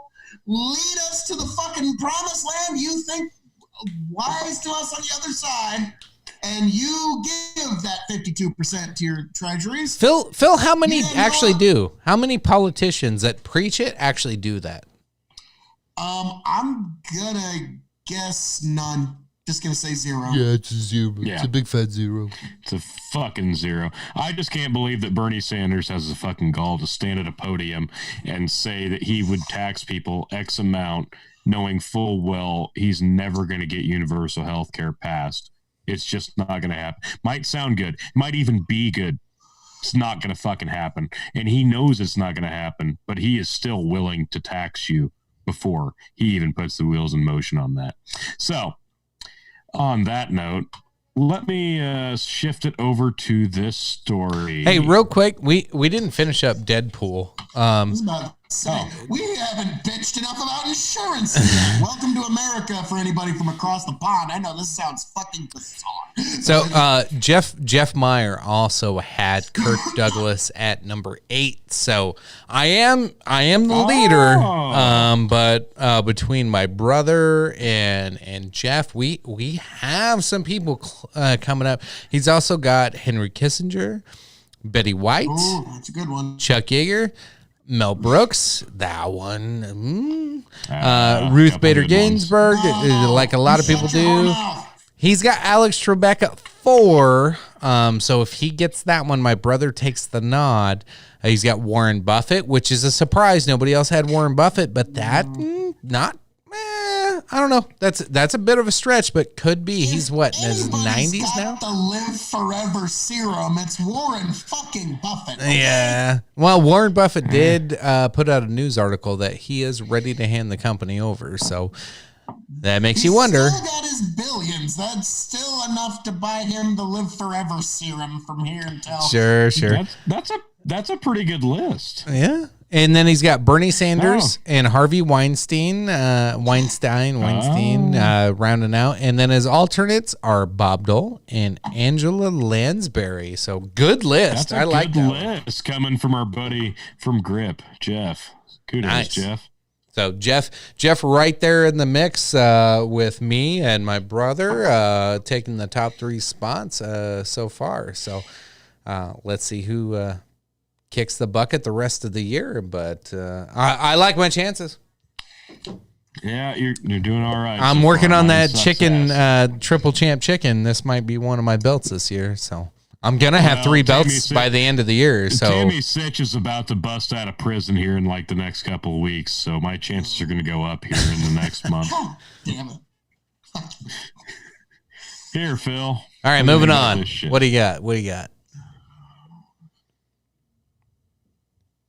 Google defeats conservative nonprofits' YouTube censorship appeal. Oh, shit. This is bad. Because this of course is bad. They did.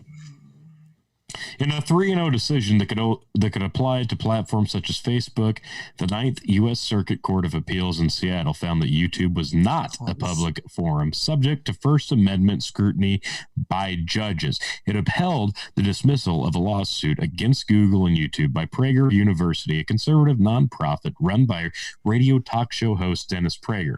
PragerU claimed that YouTube's opposition to its political views led to it to tag dozens of videos on such topics as abortion, gun rights, Islam, and terrorism for its restricted mode setting and block third parties from advertising on the videos.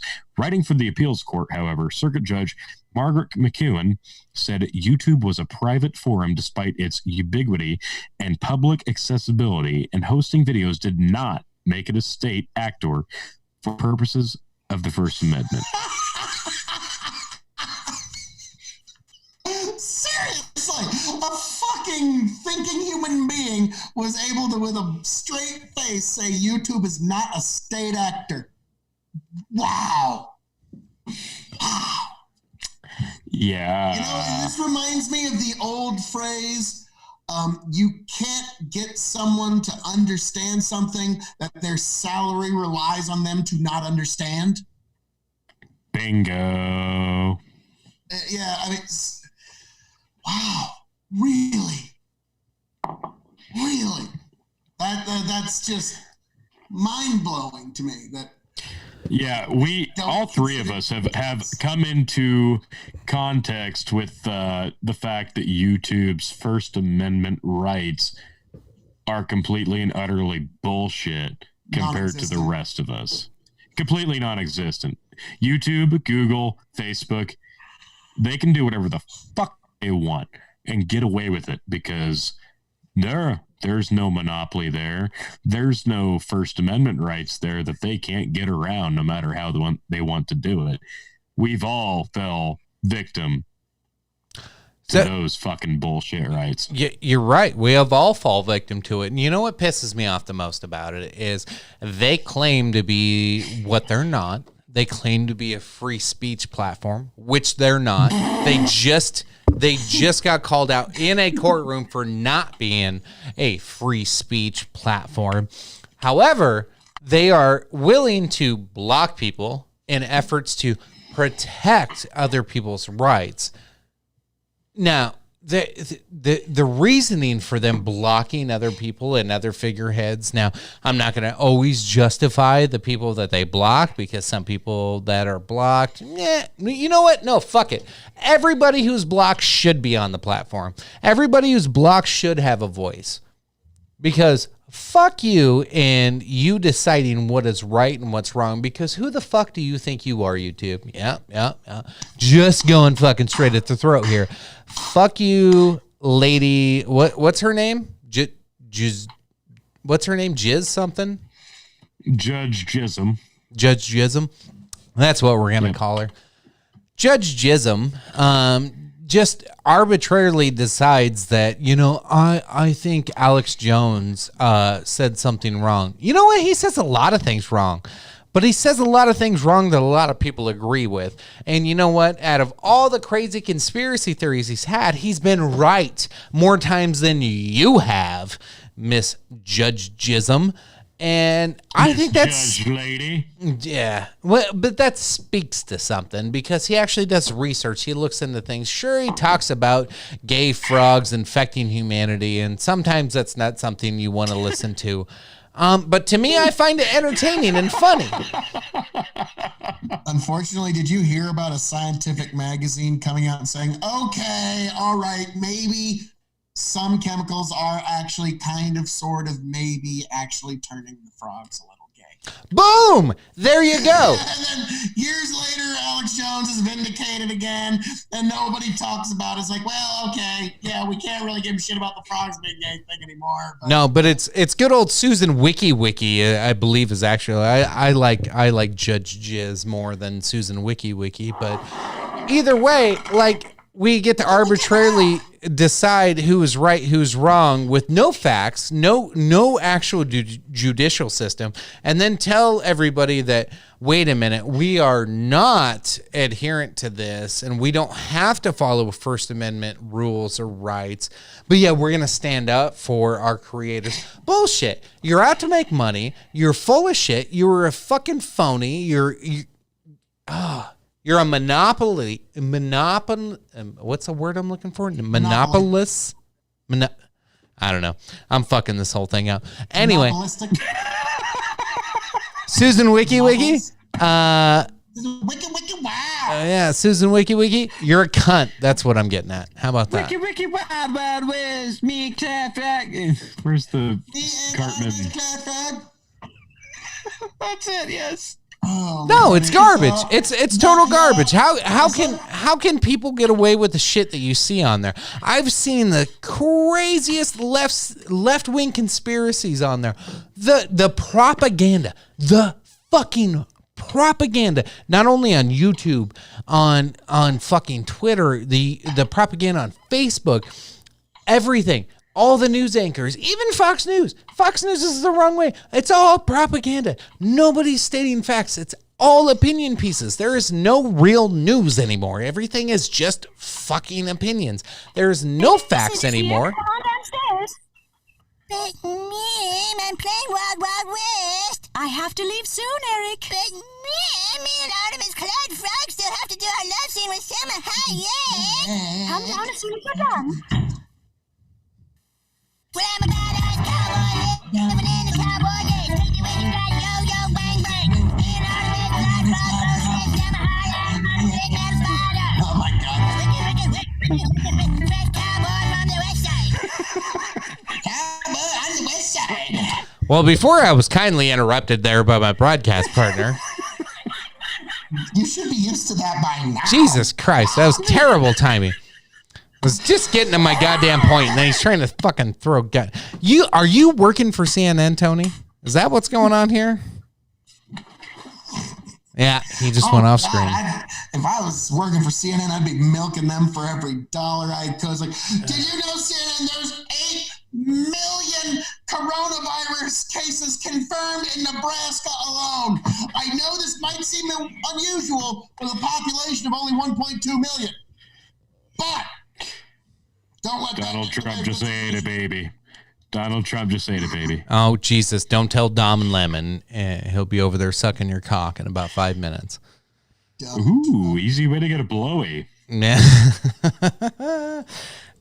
All right, I'm done with my rants. Jesus Christ. You fucking you put a fucking nail in it. Like, fuck you, Tony. Fuck you. So, You ruin everything. Touch on this evening, gentlemen. You know what else I want to talk about? Oh, God. I want to go back to the Don Lemon and Tony situation. This is how I picture it. I know what boys like. I know what guys want. I know what boys like. Boys like. I know what I like. Apparently, Jameson. All right. I guess. That's the boy for you. Yeah, well, it is what it is. All right, here. I got one more for you. All right, we got funny news stories coming up to round this out, or are you just going to keep fucking with this? Yes. WWE stars make fun of Brock Lesnar's new merchandise. What the fuck is this? A face and a chest. What the fuck kind of mask is that? That mask. I kind of see the likeness in the mask, but I do not see. Is that like a body? Fucking. Yeah, it's like his chest with his. No, that looks like a giant cock. How do you not see the giant cock? It's a giant short cock. It's a giant penis. But really short, like. Yeah, but it's a penis head. That was a fairly unfortunate tattoo choice by the part of Brock Lesnar. Has nothing to do with the tattoo. No, it's the shape of the chest. Yeah, just look at the little cock heart up top. No, Yeah, I can't unsee that now. Look, it's a penis head. Wiener Schnitzeln. I call it a cock heart. supposed to Like be I don't like to himself. call it a dick head. I call it a cock heart. There's supposed to be a belt on the penis. Fireman. I really love that. Fireman. I know you already pulled it down, but I really love that it had a guy with an eye patch to the right of it, like looking like he was chasing Oh my after God. it. It was fantastic. Wait. You can pull it back up if you want. We can make fun of that. Yeah, Look at- there's Dean Ambrose, John Dean Moxley Ambrose is on the like, right. "Oh, I want some of that cock." Well, you know, You got that and more. is the new AEW champion, which, you know, me being the new Revolutionary Wrestling Podcast champion, in fact, the five-time Revolutionary Wrestling Podcast champion. I can understand sometimes you just gotta pursue. Oh my God. Brock Lesnar So- penis toy images. Why are we doing this? Like, Because Why not? Like, what are you, prude? I'm just glad nothing else showed up. is this the Patreon only part? Oh my god. I've kind of given up on the Patreon thing because, like, it's a lot of work and Boo on it's hard enough for me to. Funny It's news stories we want to get into this evening. Gentlemen. all right. Let's wrap this up. Tony, what do you got for funny news stories this week? I thought that was funny. Apparently, nobody found the humor. That's in the not Brock news. Lesnar- That's just weird. That's fucking news. Homer Simpson. Jesus. All right. God damn. I'll find So something while else. Tony's getting news stories pulled up, Standards so are high.